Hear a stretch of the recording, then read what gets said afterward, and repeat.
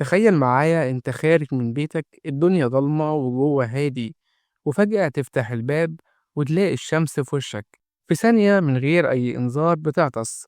الغريب إنك مش مريض ومفيش تراب ولا حتى برد، بس في حاجة بتحصل جوه جسمك، حاجة غامضة بتحركك من غير ما تاخد بالك.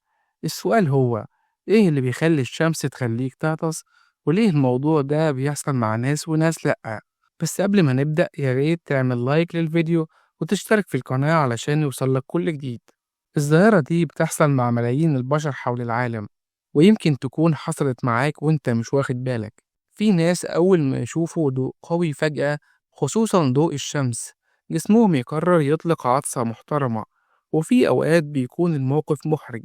تخيل تبقى خارج من مكان مظلم قدام الناس، وأول ما تشوف الشمس تعطس كأنك عندك حساسية. لكن الحقيقة الموضوع أعمق من كده بكتير.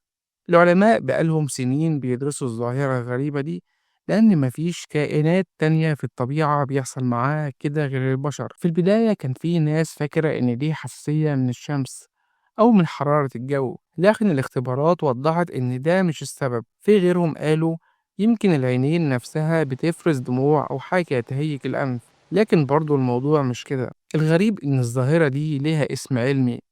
الموضوع مش بيحصل مع الكل، تقريبا 1 من كل 4 أشخاص في العالم بيعيش التجربة دي، وده بيخلي الموضوع شبه قدرة خاصة عند فئة معينة من البشر. لكن ليه ال25% دول بالذات؟ وليه مفيش علاج أو طريقة تمنعها؟ السر كله في المخ. جوه دماغك في شبكة أعصاب سريعة جدا في التواصل، أعصاب بتوصل العينين بالمخ، وأعصاب تانية بتوصل الأنف والفم. لما ضوء الشمس القوي يخش فجأة في عينك، العصب البصري بيبعت إشارة للمخ بسرعة البرق. المخ ساعات بيتلخبط وياخد الإشارة دي كأنها جاية من الأنف، فيدي أوامر للعطس. الاسم العلمي للظاهرة هو انعكاس العطس الضوئي. فاللي بيحصل معاك مش مجرد عطسة، دي إشارة إن مخك عنده خط سري بين العين والأنف، خط مش موجود بنفس الشكل عند كل الناس. يعني لو عطست أول ما تشوف الشمس، افتكر إنك من القلة اللي جسمهم بيستجيب للنور بطريقة فريدة، وكأنك عندك زرار خفي، أول ما النور يلمسه يطلق العطسة.